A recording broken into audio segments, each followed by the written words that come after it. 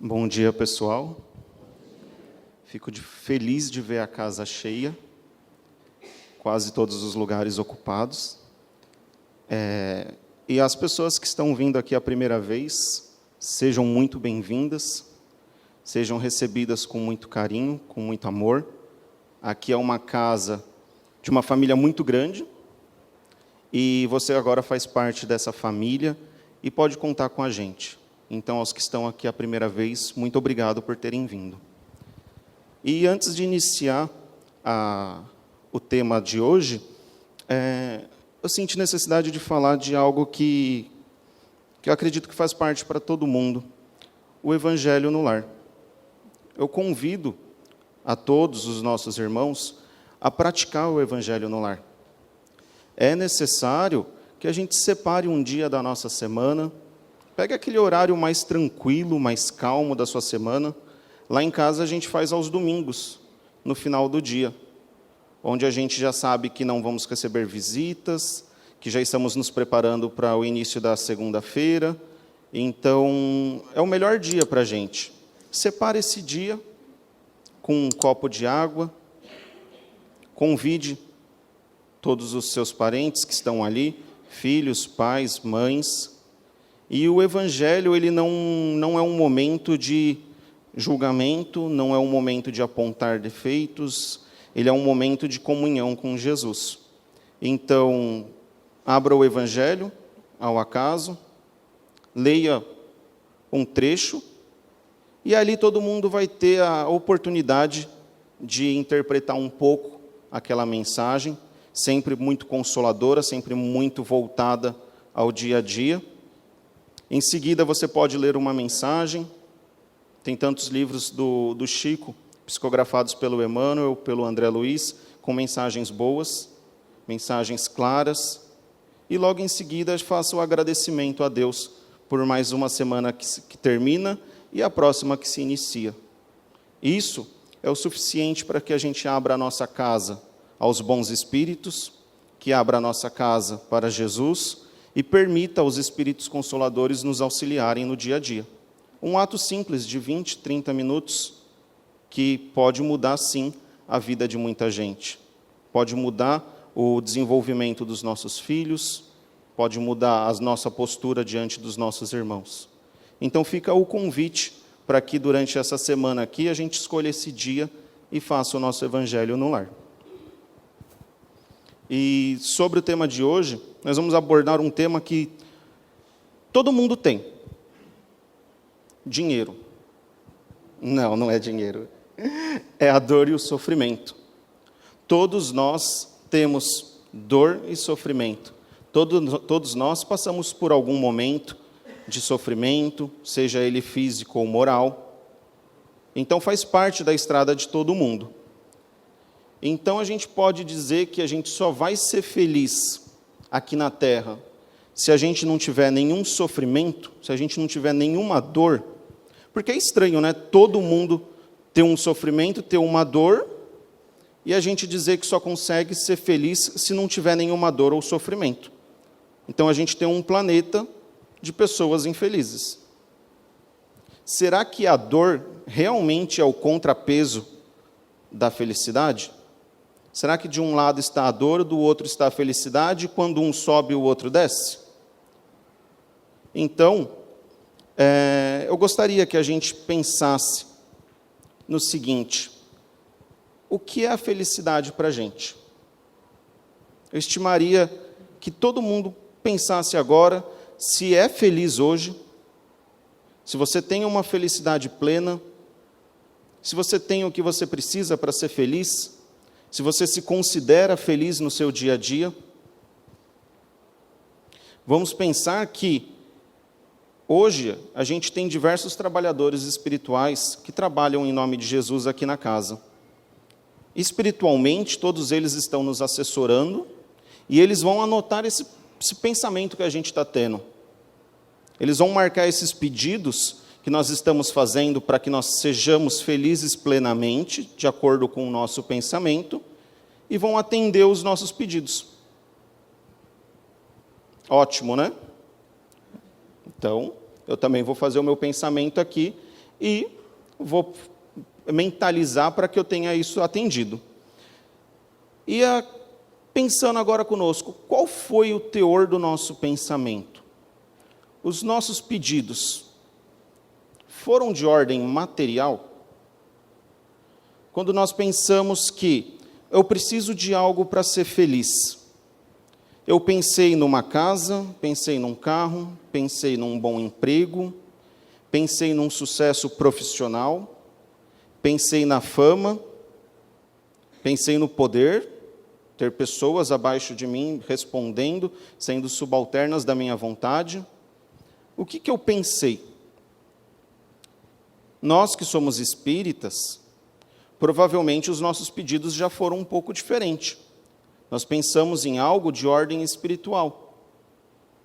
Pensamos em paciência, pedimos resignação, pedimos para ter mais fé, pedimos para ter o corpo saudável. Será que foi tudo isso que a gente pediu? O amor ao próximo? Nós precisamos, então, recorrer um pouquinho ao Livro dos Espíritos, que Kardec, já pensando sobre a felicidade, ele faz uma pergunta aos mentores amigos. Na questão número 920, ele faz a seguinte pergunta: o homem pode gozar sobre a terra de uma felicidade completa?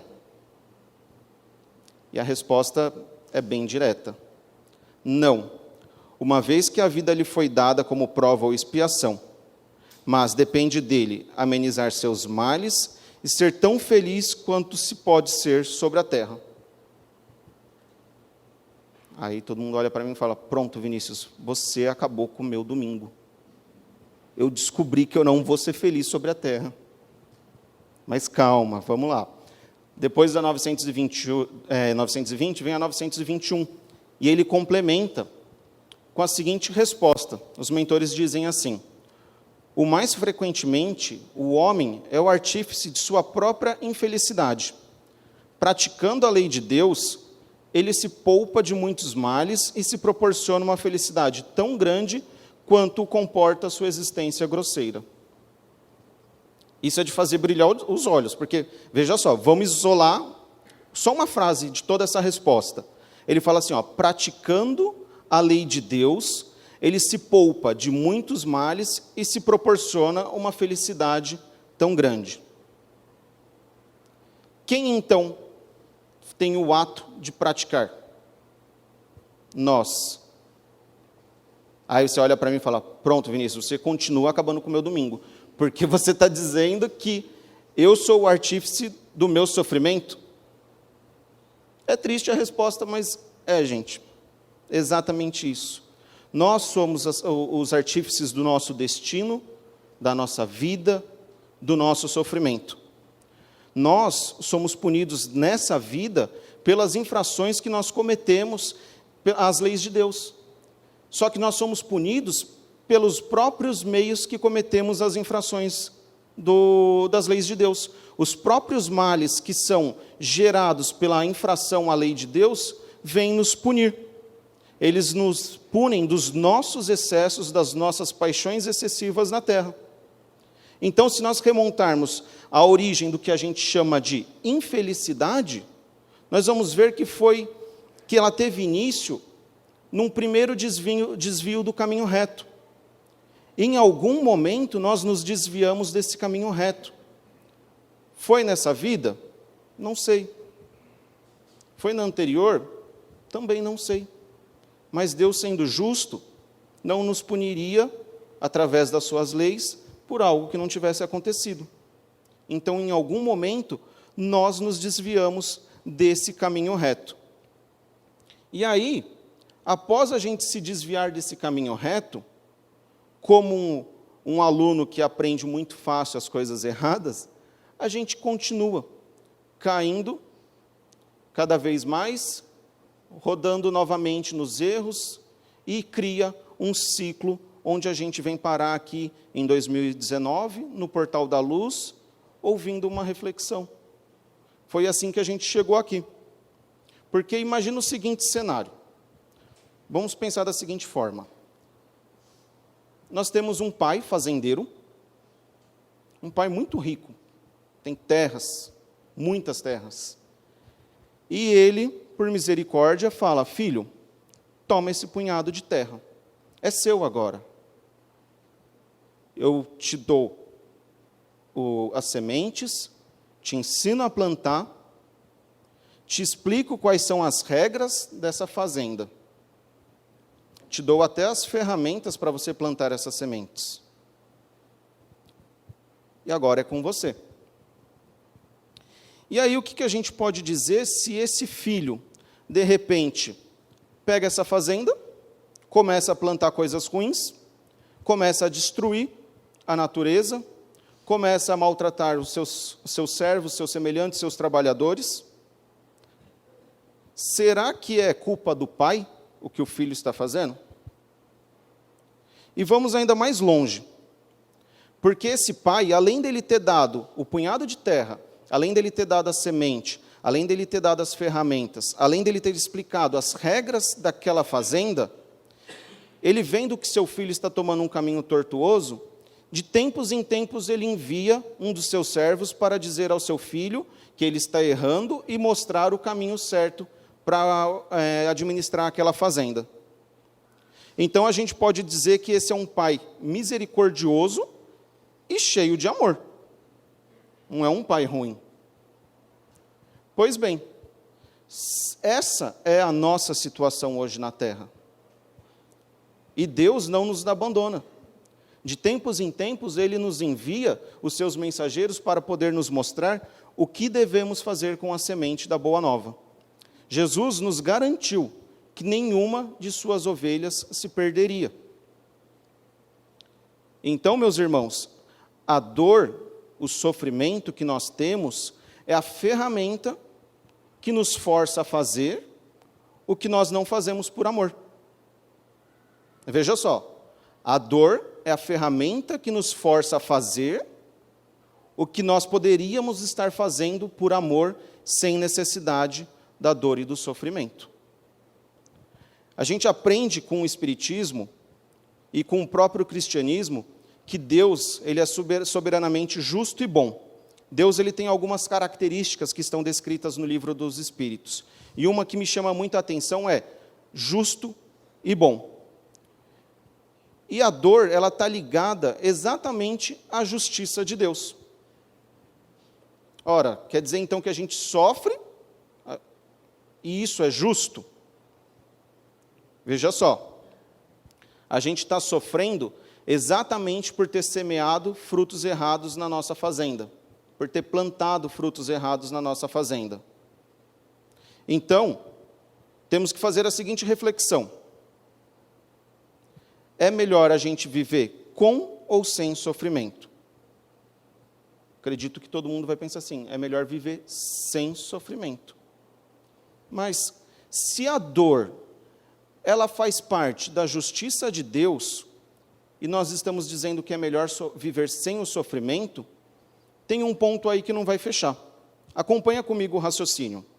Se a gente espia as nossas faltas através da dor, é ela que nos faz o burilamento do espírito.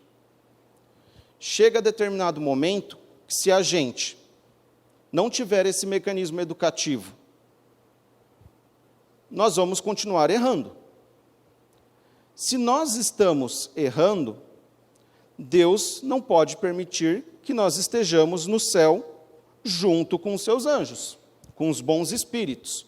Deus não pode pegar a gente e colocar no nosso lar, por exemplo, porque Ele acha a gente legal. É mérito. Outras pessoas estão ali por mérito.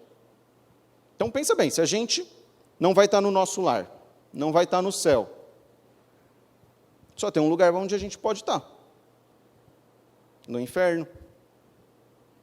Se a gente não tiver a dor para burilar o nosso espírito, nós estaríamos condenados ao sofrimento eterno, assim como era pregado antigamente. Porque se a gente não merece o céu e desencarna, onde nós estaríamos? Não teríamos outra opção. Enfim, a dor é um meio que nos leva a um lugar melhor. Porque se a dor não existisse, nós estaríamos fadados a permanecer num sofrimento eterno por conta da situação que nós geramos. Então, meus irmãos, com Deus sendo um Pai misericordioso e por não deixar os seus filhos abandonados, Ele nos oferece um meio de justiça que nós aproveitamos hoje, que é a bênção da reencarnação. Se não houvesse a reencarnação, nós estaríamos naquele quadro de sofrimento eterno. A reencarnação, ela vem exatamente como uma bênção. É que nós não lembramos. Mas antes de reencarnar, a gente pedia muito e enxergava a reencarnação como o melhor remédio para os nossos sofrimentos e para os nossos males. Aí a gente chega aqui e reclama para Deus da nossa vida. Ainda bem que Deus é a inteligência suprema, porque Ele ia olhar para a gente e falar: filho, eu não sei o que você quer. Você estava aqui, você estava pedindo para ir para a terra, chegou na terra, você está reclamando que está na terra, o que você precisa? E o Allan Kardec, como um excelente professor, ele faz uma pergunta para os espíritos da seguinte forma, é a pergunta número 132. Ele fala assim: qual o objetivo da encarnação dos espíritos? E a resposta vem da seguinte forma: Deus a impôs a eles com o objetivo de os fazer chegar à perfeição. Para alguns é uma expiação, para outros é uma missão. Todavia, para alcançarem essa perfeição, devem suportar todas as vicissitudes da existência corporal. Nisto é que está a expiação. Jesus nos ensinou que não colhemos figo dos espinheiros. Então, nós não podemos colher somente alegria na nossa vida, porque nós não plantamos felicidade o tempo todo. É uma regra básica, ação e reação. Quando a gente teve a coragem de, naquela fazenda que Deus nos deu, de plantar o mal, nós vamos ter que ter a coragem também de sofrer as consequências do mal que praticamos. Agora, voltando ao início da palestra, dessa nossa conversa, após essas reflexões, o que é felicidade para a gente? Qual é a felicidade que nós podemos pensar? Acho que a gente pode chegar à conclusão que a dor e o sofrimento é uma espécie de felicidade, sim, porque está burilando o nosso espírito. Para os espíritos que já despertaram para as verdades eternas, eles sabem que a dor e o sofrimento pode sim ser uma felicidade. Tanto é que quando a gente pega os grandes vultos do cristianismo, nenhum deles passou sobre a terra sem um tipo de sofrimento. Espíritos que não tinham débitos tão grandes quanto os nossos, em alguns momentos, espíritos que não tinham débitos, a exemplo do nosso mestre, sofreram. Mas o sofrimento deles foi um sofrimento de ensinamento, para nos mostrar que, nessa terra, estamos sujeitos ao sofrimento para o burilamento do nosso espírito. Seja a dor de ordem física ou moral, ela tem o seu motivo de ser. A gente não sofre por simplesmente sofrer.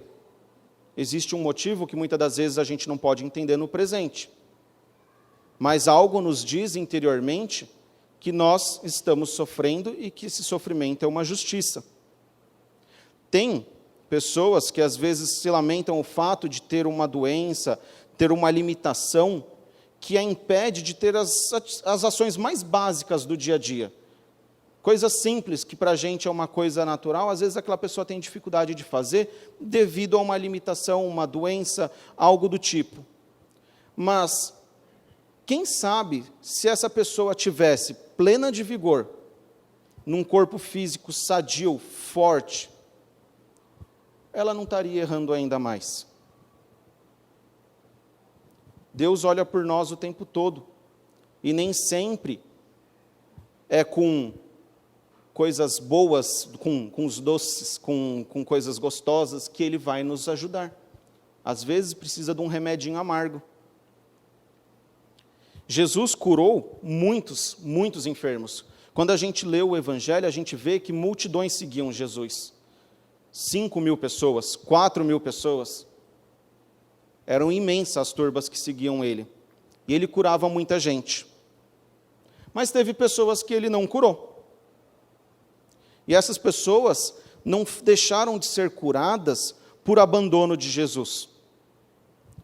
Jesus sabia, ao olhar para uma pessoa, qual era o passado e o presente dela e a possibilidade do futuro. Então ele agia de misericórdia e de amor, conforme Deus ensinou. Às vezes, a pessoa que estava ali presente, numa cama, numa maca, pedindo para ser curada, chorava e implorava para ser curada. Mas ela chorava não por conta de querer ser curada e seguir Jesus, mas às vezes ela chorava por estar impossibilitada de fazer o que ela gostaria de estar fazendo, seja cometendo os seus desatinos, seja errando cada vez mais. Então, muitas das vezes, nós pedimos algo para Deus, e quando não somos atendidos, nós o condenamos e blasfemamos. Mas não sabemos que esse Pai de misericórdia está nos dando, mais uma vez, uma colher de benevolência e de amor. Nem toda dor, ela vai se referir à reparação de débitos. Então, não adianta a gente ter um sofrimento e achar que na vida passada eu fui um carrasco, fui um Hitler, fui um Átila, fui alguém que massacrou a humanidade. Não, não é assim que as coisas funcionam. Essa dor, ela pode ser um freio. Simplesmente isso. E nós acordamos isso no plano espiritual. Nós aceitamos esse freio. Só que a diferença é que lá, como as coisas, o ambiente é bom, tem muitos espíritos bons junto, a gente aceita com mais facilidade. Mas chegando aqui na Terra, pelo ambiente ser mais pesado, mais carregado, a gente se rebela e reclama desse freio. Mas futuramente a gente vai descobrir que esse freio nos salvou de algumas quedas que poderiam nos custar mais 2, 3 encarnações. A gente tem a falsa concepção de que saúde é a gente ter um corpo físico cheio de vigor. Saúde é a gente ter um corpo espiritual repleto de virtudes, repleto de coisas boas, repleto de bons pensamentos. Isso sim é ser saudável. Sabe por quê? Esse corpo material, ele vai ficar aqui na Terra.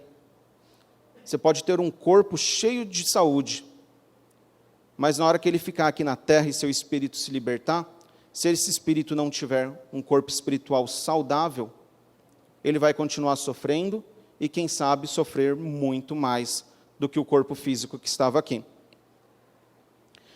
A gente lembra que Jesus disse que é mais fácil a gente entrar na vida com um olho do que 2 e a gente cair em tentação.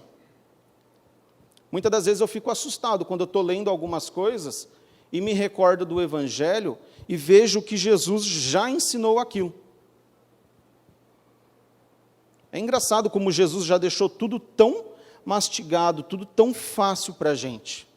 E Pedro, para ajudar ainda, ele vem e diz assim, porque é melhor que padeçais fazendo bem do que fazendo mal. Olha que curioso. É melhor que a gente sofra fazendo bem do que fazendo mal. Por que Pedro disse isso? Porque nós devemos, em algum momento, quebrar esse ciclo que nós estamos tendo de erros, de revoltas, de filho rebelde. Então, se nós estamos sofrendo e nós estamos bem-aventurados, trabalhando no bem, significa que nós estamos plantando novas sementes na nossa fazenda e que em determinado momento essa fazenda vai render frutos e frutos bons. E aí nós iremos parar de colher frutos amargos. Jesus já nos recomendava, através das curas que ele fazia, a seguinte frase: vai e não peques mais, para que não te suceda coisa pior. Essa é a recomendação de Jesus para a gente. Então, se a gente não quebrar esse ciclo, nós vamos nos atrasar infinitamente para chegar até os braços de Jesus. Porque a evolução, ela é individual. Ninguém vai evoluir por ninguém. Se fosse assim, Jesus, portanto que nos ama, teria sofrido um pouco mais e teria garantido a evolução de todo mundo. Tenho certeza disso. Mas a evolução, ela é individual.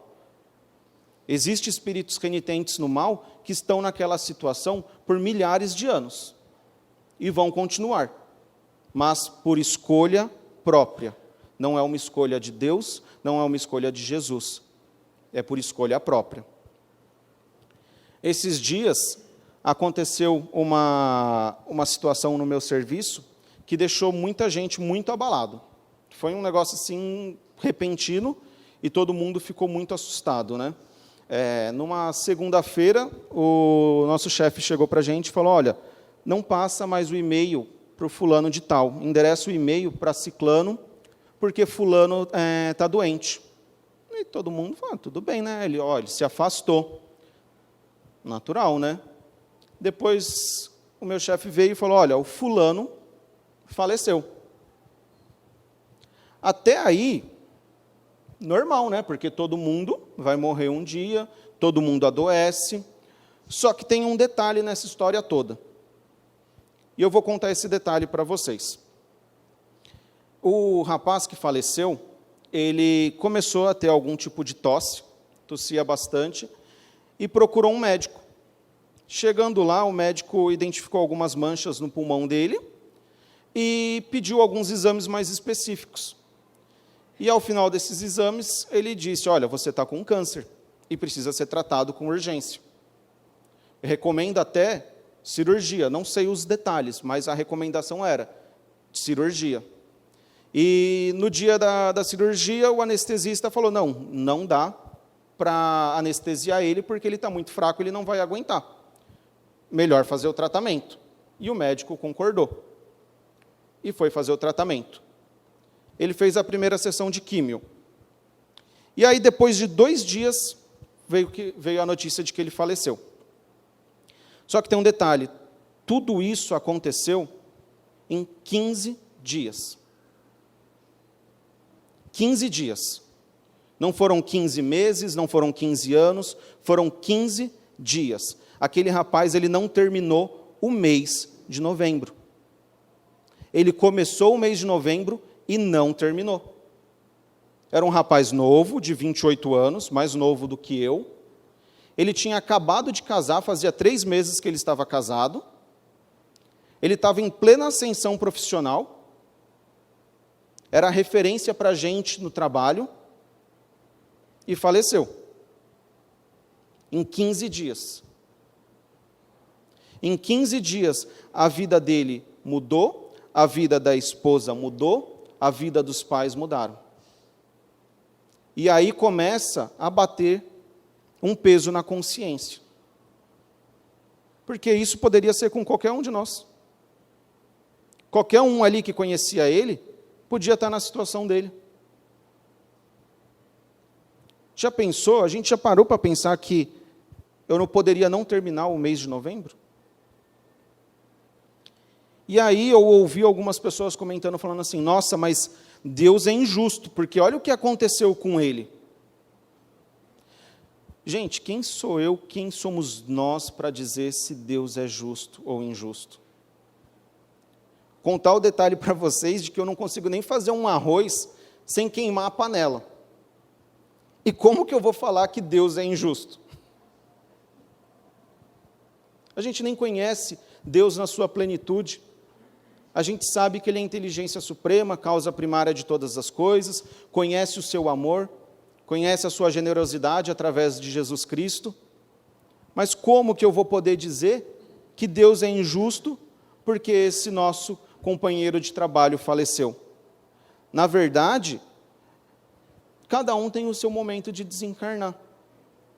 E não é comigo, o Vinícius, de 31 anos, achando que é justo ou injusto, que as coisas vão mudar. Vão acontecer naturalmente. E isso se dá um pouco por conta de uma das nossas causas de sofrimento, do orgulho. nós estamos sendo orgulhosos de achar que somos mais inteligentes que Deus, que nós podemos arquitetar esse universo de uma maneira melhor que Deus. E eu, que não sei nem fazer arroz, queimo arroz, estou achando isso. Então, tem um punhadinho também de um outro sentimento que é a causa dos nossos sofrimentos, o egoísmo. Porque nós queremos reter junto com a gente aquela pessoa, mesmo em sofrimento, porque os meus olhos estão vendo aquela pessoa, então eu me sinto bem, independente se ela está sofrendo ou não. Kardec nos dá 2 exemplos no Livro dos Espíritos, de uma comparação que ele faz, e eu acho essa comparação muito justa. Ele diz assim, que tem 2 amigos, e esses amigos estão presos numa cadeia, estão cumprindo pena. E eles são muito amigos, os 2 não se desgrudam. Só que chega a determinado momento que um deles cumpriu a sua pena. Recebeu a liberdade. E o que a gente vai dizer se o amigo que ficou preso fala para esse que foi solto? Não, fica aqui comigo. Nesse pedido tem mais carinho, tem mais afeição ou tem mais egoísmo? Um outro exemplo que Kardec nos dá é de uma mãe que cuida do seu filho. Nós temos uma mãe que ela cuida do seu filho que está doente. E essa criança tem uma doença que faz ela sofrer muito, só que naquele país não tem uma cura. Ela já procurou todos os médicos, já deu todos os remédios, e essa criança continua sofrendo. Repentinamente, é oferecido para ela a cura do sofrimento dessa criança. Só que aí ela precisa pagar um pedágio, que é o pedágio da saudade. Porque essa criança ela vai ter que ir para um outro país fazer o tratamento. E não vai ficar perto dela. Certamente que essa mãe vai sofrer muito de saudade. Mas o sofrimento dela de saudade é algo mais positivo do que o sofrimento de ver a criança padecendo e sendo devorada pela doença no dia a dia. Então, meus irmãos, vamos analisar melhor quando nos depararmos com o sofrimento. Nem sempre o sofrimento tem a face que se apresenta primeiramente. Num ato de impulso, no primeiro momento, o nosso primeiro ato, às vezes, é de blasfemar, é de se revoltar. Mas espera acalmar os ânimos, espera o sangue esfriar. Entra no teu quarto e faz como Jesus recomendou, entre você e Deus, e faça uma oração, e depois analisa esse sofrimento com mais calma, com mais detalhe, com mais frieza, com o espírito mais calmo. Porque Jesus nos disse que devemos crer nele. No Evangelho de João ele diz assim, crede em Deus, crede também em mim.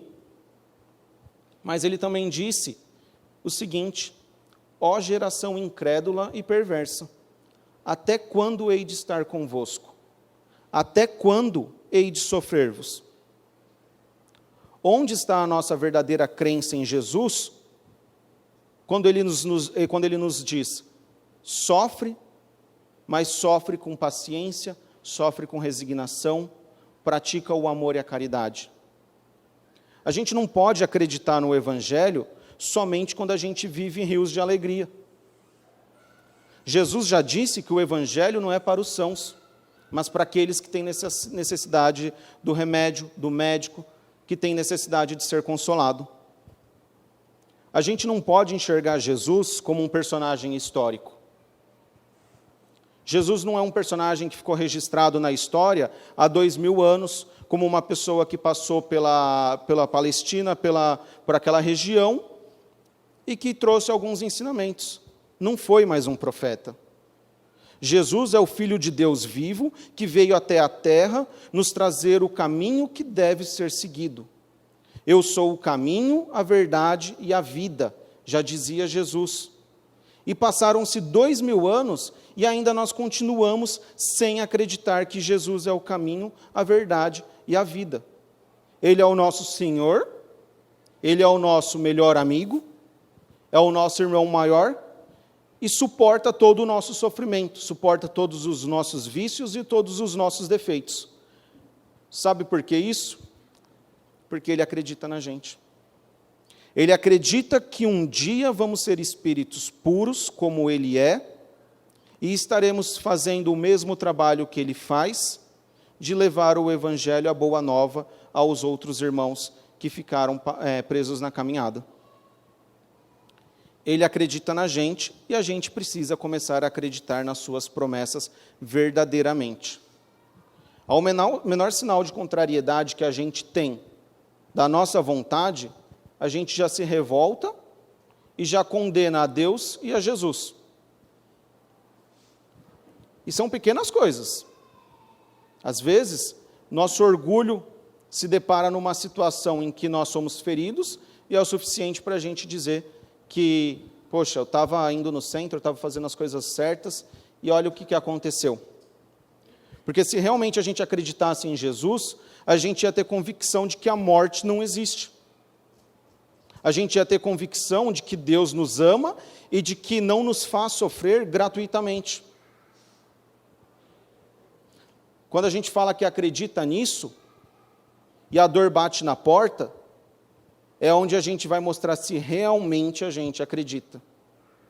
Porque hoje, estando bem, com um teto, com a vida tranquila, é fácil a gente falar, eu acredito nisso. Mas nós só vamos provar a Deus, só vamos mostrar que a nossa crença é verdadeira, na hora que a dor bater na porta. Se a gente começar realmente a acreditar em Jesus, a caridade vai passar a ser o farol da nossa vida. E ela vai apontar o norte para a nossa direção. A gente vai parar de dar tanta importância para a vida material, a gente vai parar de dar tanta importância para as coisas que são passageiras. E mais uma vez, vai acreditar no que Jesus disse quando Ele fala, buscai primeiro o reino de Deus, e tudo mais vos será acrescentado. Já se passou a época, mas ainda nós lembramos e muito os escribas e os fariseus, que nós continuamos violando a lei de Deus, continuamos violando o mandamento de Deus, porque a gente interpreta essas leis da maneira que parece conveniente. O sofrimento só é bom e é uma justiça quando bate na porta do vizinho. A caridade só é o farol que nos guia quando eu consigo praticar. Porque a hora que eu deixo de praticar a caridade, ela não é tão importante. Então, não vamos ser como os escribas e fariseus. Vamos entender o que Jesus nos pede e praticá-lo. Porque numa sociedade que se diz cristã, ninguém deveria morrer de fome. Ninguém. E isso eu não estou falando da África. Estou falando das pessoas que estão próximas da gente. Ninguém deveria morrer de fome porque nós nos dizemos cristãos. Porém, a gente é tão egoísta que nós vemos só a nossa dor. Nós exigimos que Deus providencie alguma solução imediata para o meu sofrimento. Porém, a gente esquece de olhar para o lado e perceber que tem alguém que está sofrendo e que nós, simplesmente nós, somos um instrumento para acabar com o sofrimento daquela pessoa.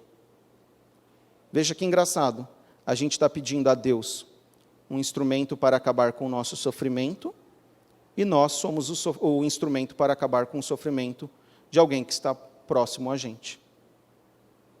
Nós somos os publicanos, da época de Jesus, cobrando imposto de Deus, mas deixando de executar o pouquinho que Deus nos pede na sua grande obra.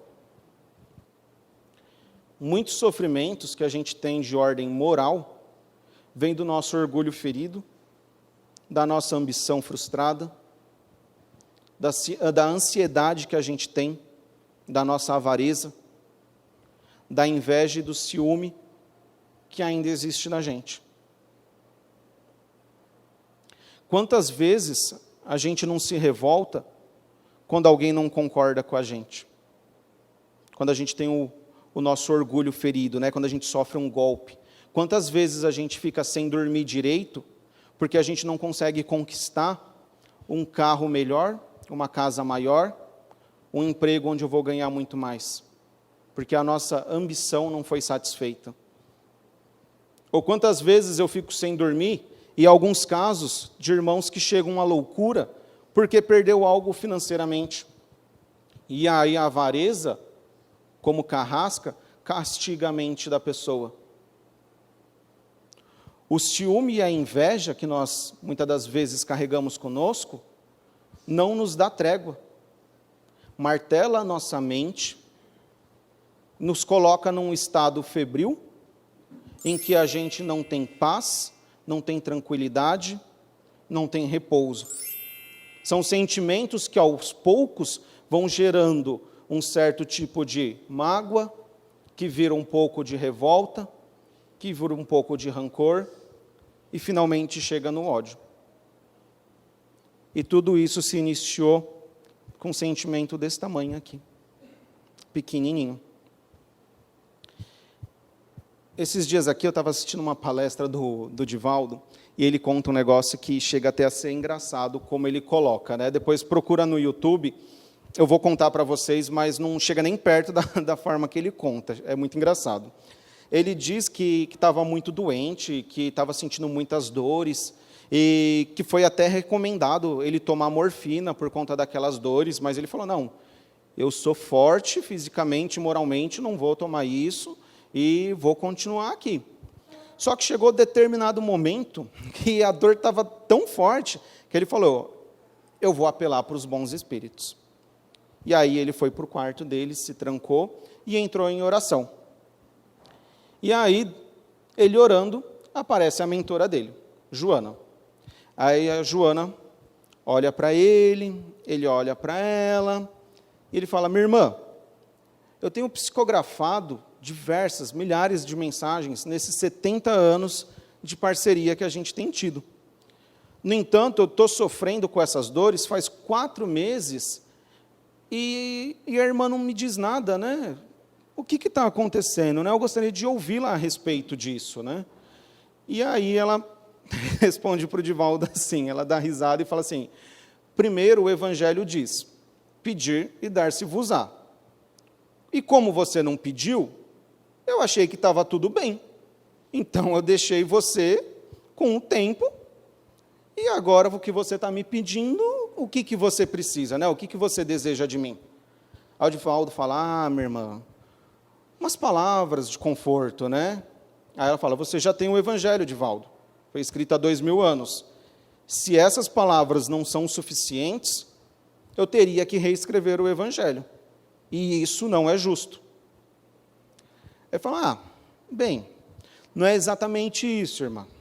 É que eu estou precisando de algumas palavras amigas, de um conforto, porque eu tenho muita dificuldade de recorrer aos outros.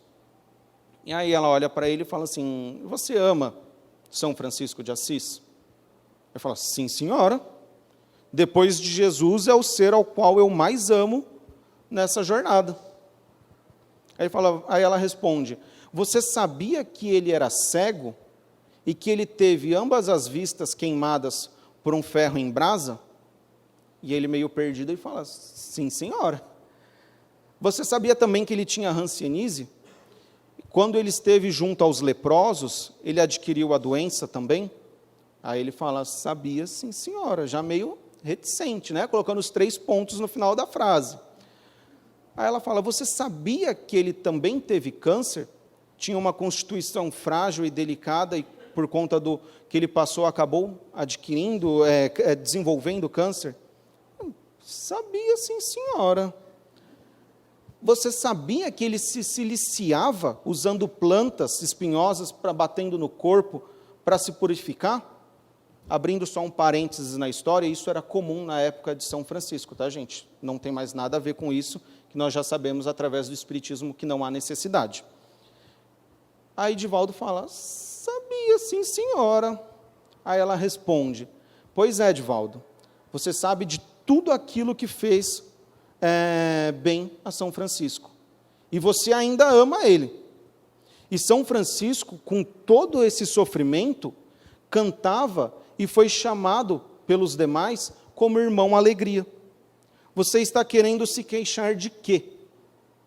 Quais são as suas dores, Divaldo? Aí ele ficou envergonhado, ficou aquele silêncio de novo, um olha para o outro. Aí ele fala timidamente, essas dorzinhas aqui que eu venho sentindo. Aí ela responde: Divaldo, você pretende o reino dos céus? Naturalmente, minha irmã. Então, meu filho, faça como São Francisco, que cantava com todas essas doenças e era alegre. Faça como ele e carregue o seu cilício. Eu quero ouvi-lo pregar o Evangelho, rindo, carregando o seu cilício. Que Deus lhe dê muita coragem e muitos anos de vida para carregar o seu cilício. E aí Divaldo termina a história dizendo que nunca mais ele ia recorrer aos bons espíritos, porque a dor dele não era nada, e que ele imaginava que ela fosse pedir algum medicamento para Dr. Bezerra, que fosse receitá-lo, mas não foi isso que aconteceu. Então, a gente precisa ter a coragem de enfrentar as nossas vicissitudes, de todos os sofrimentos que aparecem na nossa vida. Independente se o sofrimento é de ordem moral ou de ordem física, nós não podemos nos abater e nos entregar ao sofrimento.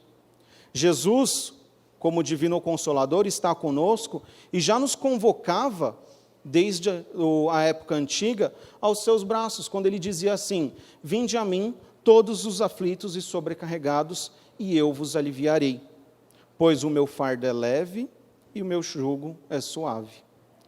A exemplo do que o Divaldo nos contou, não vamos pedir para Deus que retire o nosso sofrimento. Esse sofrimento está burilando o nosso espírito, é para algo maior. Vamos pedir a Deus força, coragem, resignação e paciência. Mas não vamos nos entregar ao sofrimento como uma ovelha que se entrega ao leão. Porque o sofrimento, muitas das vezes, bate na nossa porta com a intenção de exercitar a nossa inteligência, desenvolver a nossa inteligência, desenvolver as nossas virtudes. Que os bons espíritos possam nos intuir para encontrarmos a melhor solução para o problema que está hoje na nossa vida.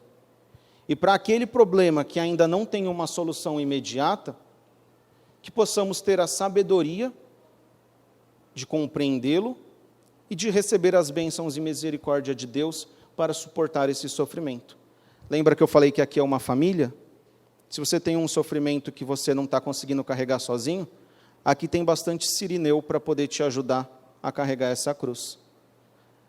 Que possamos dar graças a Deus por tudo o que nós passamos, e que ao sair dessa casa bendita, a gente tenha em mente que essa é uma viagem curta, dura pouco tempo, apesar dos dados dizerem que o nosso tempo de vida aumentou. Talvez a gente não esteja na estatística e seja o caso do rapaz que faleceu com 28 anos. Então, se a gente ficar reclamando, a gente vai perder o melhor que essa vida oferece para a gente.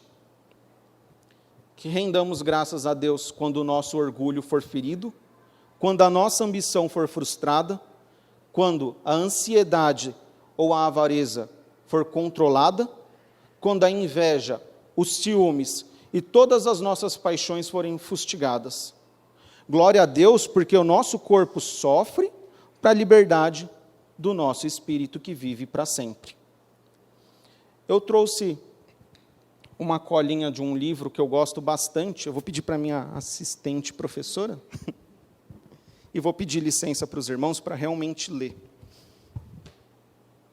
Essa mensagem, ela está no livro chamado Jesus no Lar, do espírito Neio Lúcio, foi psicografado pelo nosso querido Chico. Essa é uma boa oportunidade para ter no Evangelho no Lar. Ele conta de Jesus e os apóstolos quando se reuniam para conversar sobre a Boa Nova, e tem muita orientação de Jesus através de parábola aqui. E o mais incrível de tudo é que a maioria das vezes que a gente abre esse livrinho em casa, ele cai relacionado ao tema que a gente está lendo no Evangelho. São livros totalmente diferentes e são livros que se falam. Ele diz assim, é Jesus contando aos discípulos. Um anjo, por ordem do Eterno Pai, tomou à própria conta um homem comum, desde o nascimento. Ensinou-lhe a alimentar-se, a mover os membros e os músculos, a sorrir, a repousar e a asilar-se nos braços maternos.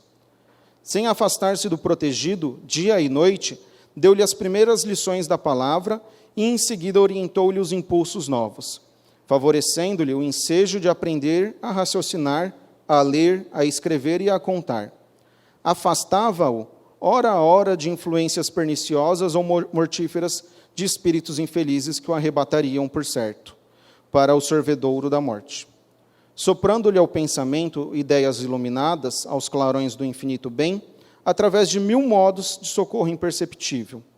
Garantiu-lhe saúde e o equilíbrio do corpo. Dava-lhe medicamentos invisíveis, por intermédio do ar e da água, da vestimenta e das plantas. Vezes sem conta, salvou-o do erro, do crime e dos males sem remédio que atormentam os pecadores. Ao amanhecer, o pajem celestial acorria, atento, preparando-lhe dia calmo e proveitoso, defendendo-lhe a respiração, a alimentação e o pensamento, vigiando-lhe os passos com amor para melhor preservar-lhe os dons. Ao anoitecer, postava-se-lhe a cabeceira, amparando-lhe o corpo contra o ataque de gênios infernais, aguardando com maternal cuidado para as doces instruções espirituais nos momentos do sono. No transcurso da vida, guiou-lhe os ideais, auxiliou-o a selecionar as emoções e situar-se em trabalho digno e respeitável. Clareou-lhe o cérebro jovem, insuflou-lhe o entusiasmo santo rumo à vida superior, e estimulou-o a formar um reino de santificação e serviço, progresso e aperfeiçoamento dentro de um lar. O homem, todavia, que nunca se lembrara de agradecer as bênçãos que o cercavam, fez-se orgulhoso e cruel, diante dos interesses alheios. Ele, que retinha tamanha graças do céu, jamais se animou a estendê-las na terra e passou simplesmente a humilhar os outros com a glória de que fora revestido por seu devotado e invisível benfeitor. Quando experimentou o primeiro desgosto, que ele mesmo provocou menosprezando a lei de amor universal, que determina a fraternidade e o respeito aos semelhantes, gesticulou, revoltado contra o céu, acusando o Supremo Senhor de injusto e indiferente.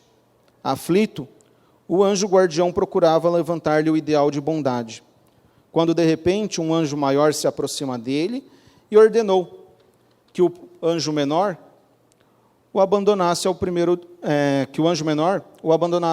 de sabor do tutelado endurecido por excesso de regalias que se convertesse em aflição. Rolando mentalmente de aflição em aflição, o tutelado começou a recolher os valores da paciência, da humildade, do amor e da paz com todos, fazendo então precioso colaborador na criação do nosso Pai. Obrigado, meus irmãos, pela paciência de me ouvir, pela caridade de me ouvir, que possamos retornar para os nossos lares com esse sentimento de paz, de tranquilidade, que possamos, no decorrer da semana que se inicia, colocar em prática o Evangelho, vivenciar as palavras de Jesus. Não é fácil, Jesus já nos dizia que o mundo iria odiar os seus discípulos, realmente, não no termo literal da palavra, mas iremos encontrar dificuldades sim, mas essas dificuldades são para fortalecer o nosso espírito para coisas ainda maiores. Que assim seja.